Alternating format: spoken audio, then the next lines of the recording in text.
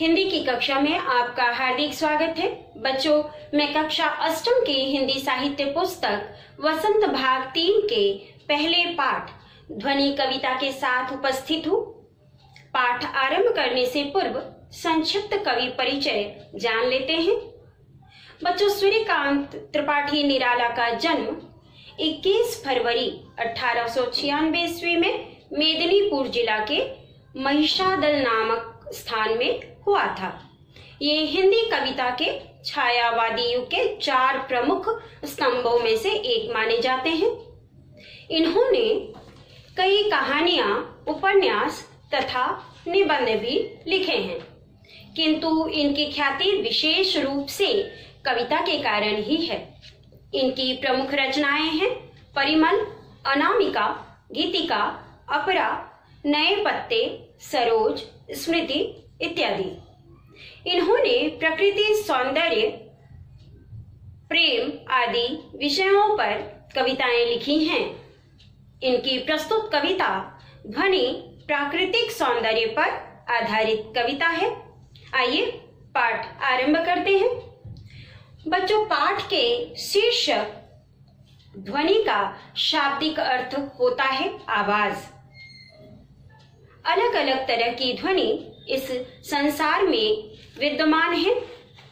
इनमें से एक है हमारे अंतर्मन की ध्वनि। बच्चों, यहाँ इसी अंतर्मन की ध्वनि अर्थात हमारे अंतरात्मा की आवाज की बात की गई है।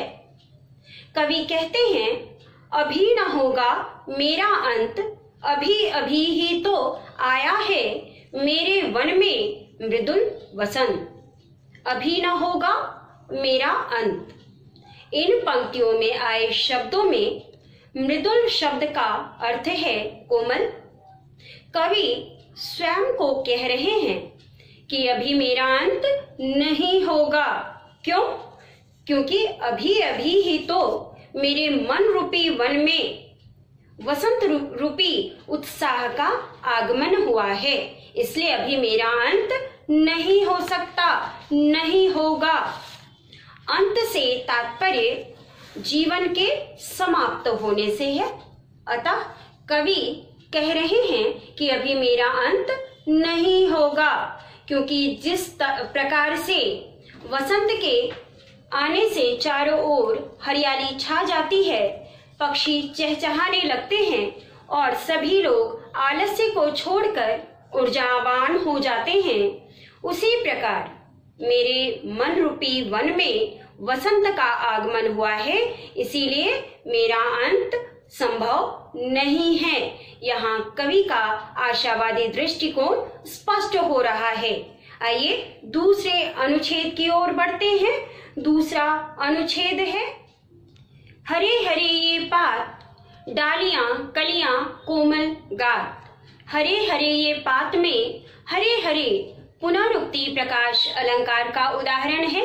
पात अर्थात पत्ता, डालियां कोमल, गात कोमल अर्थात नाजुक, नरम, गात यानी शरीर। बच्चों, यह आंचलिक शब्द है।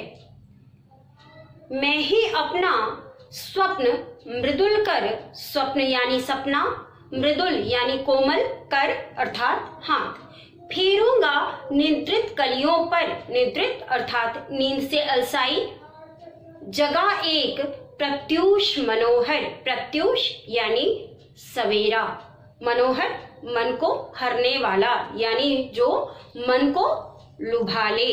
कवि कह रहे हैं कि अभी अभी तो वसंत ऋतु में हरे हरे पत्ते आए हैं, अर्थात अभी तो मेरे जीवन रूपी वन में वसंत रूपी यौवन का आगमन हुआ है। कवि कहते हैं, जिस प्रकार प्रकृति में वसंत के आने से चारों ओर हरियाली छा जाती है, ठीक वैसे ही मैं भी अपने जीवन में अपने कार्यों के द्वारा यश फैलाना चाहता हूँ।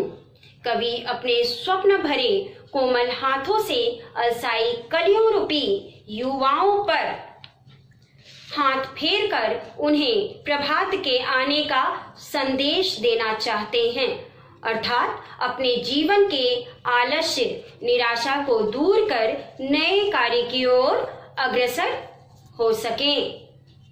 अभी अभी तथा हरे हरे में पुनरुक्ति प्रकाश अलंकार, मेरे वन में मृदुल वसंत में रूपक अलंकार तथा कलियां कोमल में अनुप्रास अलंकार का प्रयोग किया गया है।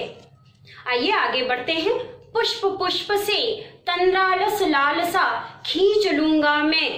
पुष्प का अर्थ है फूल, तंद्रालस नींद से अलसाई, लालसा यानी इच्छा। यहाँ पुष्प पुष्प में फिर से पुनरुक्ति प्रकाश अलंकार का प्रयोग हुआ है। एक एक फूल से यदि वह नींद से अलसाई हुई है तो मैं उसके सोने की इच्छा अर्थात आलस्य करने की इच्छा को खींच लूंगा। कैसे? अपने नव जीवन का अमृत सहर्ष सींच दूंगा मैं। नव यानी नया, अमृत अर्थात सुधा, सहर्ष यानी खुशी से उन फूलों रूपी युवाओं में अमृत रूपी नए विचारों को नव युवकों में भर दूंगा। मैं अपने नए विचारों रूपी अमृत से सींच दूंगा, यानी उनके आलस्य को भगाकर उनमें नई ऊर्जा का संचार कर दूंगा और समाज में एक नया परिवर्तन लेकर आऊंगा। आइए इसके आगे देखते हैं। द्वार दिखा दूंगा फिर उनको, द्वार यानी दरवाजा है मेरे वे जहां अनंत, अभी न होगा मेरा अंत। द्वार दिखा दूंगा में अनुप्रास अलंकार है। यहाँ एक ही वर्ण को बार बार दोहराया गया है। मैं सारी बुराइयों यानी आलस्य की भावना, काम न करने की भावना को द्वार दिखा दूंगा कि तुम चले जाओ, क्योंकि मेरे पास असीम ऊर्जा है जिससे समाज में बहुत सारे कार्य कर उसे नई दिशा दूंगा। अतः इस समाज में आलस्य का कोई स्थान नहीं है। मेरे मन में अनेक इच्छाएं विद्यमान हैं, तो उन इच्छाओं का कभी भी अंत नहीं हो सकता। इसीलिए बच्चों, कभी भी मनुष्य को निराशावादी नहीं होना चाहिए। आज की परिस्थितियों में भी यदि देखें तो यह कविता हमें एक नई दिशा प्रदान करती है। आइए अब इस पाठ से संबंधित कुछ प्रश्न देखें। प्रश्न 1 है, इस कविता से हमें क्या संदेश मिलता है? प्रश्न 2, कवि पुष्पों को कैसे सुंदर बनाना चाहते हैं? प्रश्न 3, कवि ने प्रकृति के साथ अपने जीवन को किस प्रकार जोड़ा है? बच्चों, मैं किनारे हट जाती हूँ, आप इसे नोट कर लीजिए। आज के लिए इतना ही। बच्चों, आज के वीडियो में जो कुछ भी पढ़ाया है उससे संबंधित नोट्स तथा प्रश्नों के लिंक मैंने डिस्क्रिप्शन बॉक्स में डाल दिया है। और यदि इस वीडियो के एक्सप्लेनेशन को समझने में किसी प्रकार की कठिनाई हुई हो तो कमेंट सेक्शन में अवश्य कमेंट करें ताकि मैं आपकी सहायता कर सकूं।